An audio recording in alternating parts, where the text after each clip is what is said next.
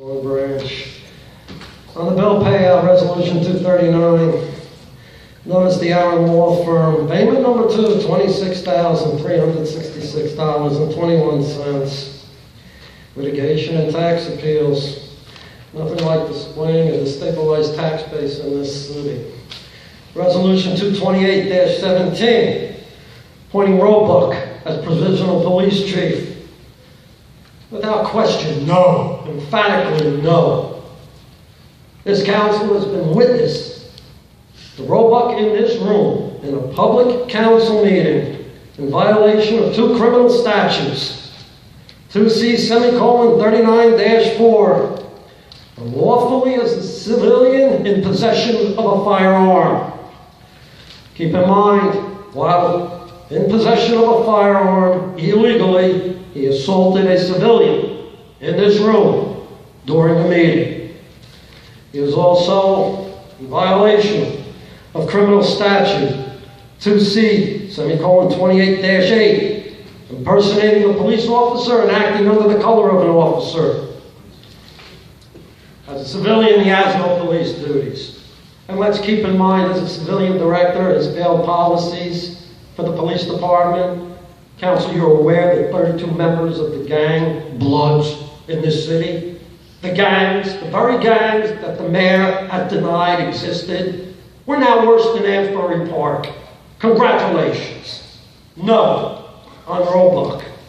232, putting Hayes as administrator.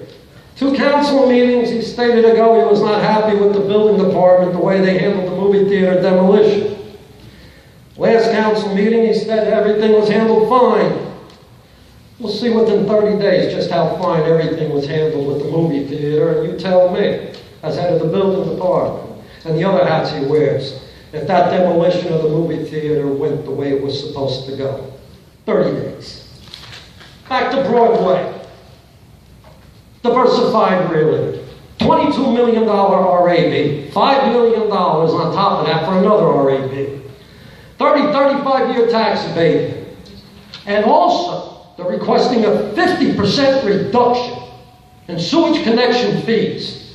How much more of a burden is this council going to be putting on the backs of the taxpayers in this city? When, for the very purpose, the collapse of Broadway was caused clearly by the former council and this council as well.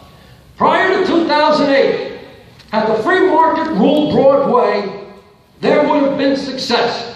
But your redevelopment zones blocked that.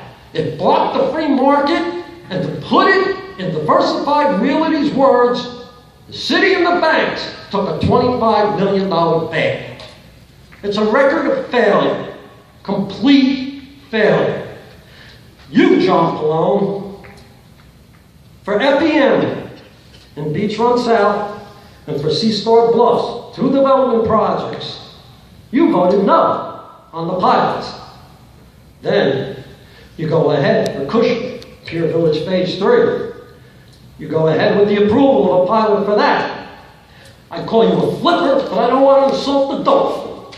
The fact is you're inconsistent in your track record. You can't come up with credible reasons as to why. And you really shouldn't be doing any voting on $20 million bonds or any abatements from here on out with such inconsistencies in your record. It just goes to prove you're part and parcel of the junk government. And Mr. Pallone, hear it loudly and hear it clear.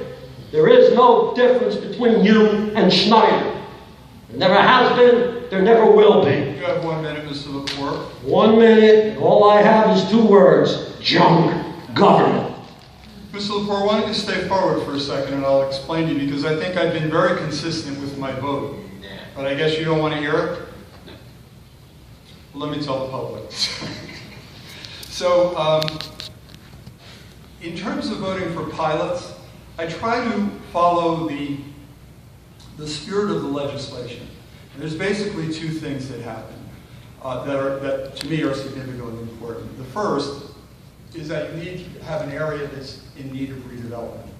Personally, I don't think both of them, FEM and Pier Village, really meet that criteria anymore.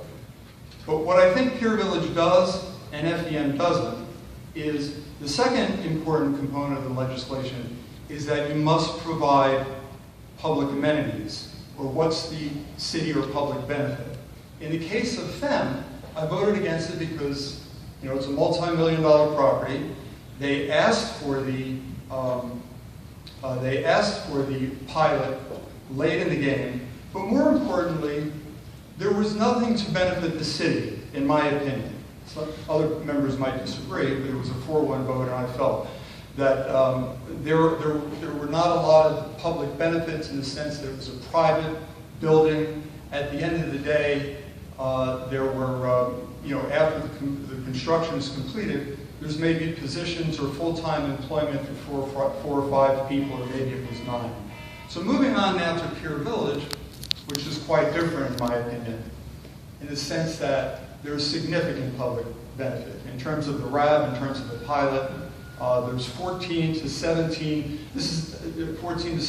million dollars in public amenities, the carousel, concession stands, rebuilding the boardwalk, purchasing the parking lot, and this community is serving well. Plus, you have hundreds of jobs for construction, and then after construction, you're going to have potentially hundreds of jobs of employment. So actually, Mr. Lepore, like I said, and this is not for a discussion, sir. It's not for a discussion. But you're trying to say that I was inconsistent. I'm going to try and explain to you why I am not. I've given you my point. Your time is up. I appreciate it. Thank you. FEM and Beachfront South Seastar Bluffs did not get a $20 million RAB off the backs of the taxpayers the way you gave it to Pier Village. Thank you, Mr. Lepore. And I'm sorry I took so much time saying that. Okay, so is there anyone else? Mr. Sperano, nice to see you.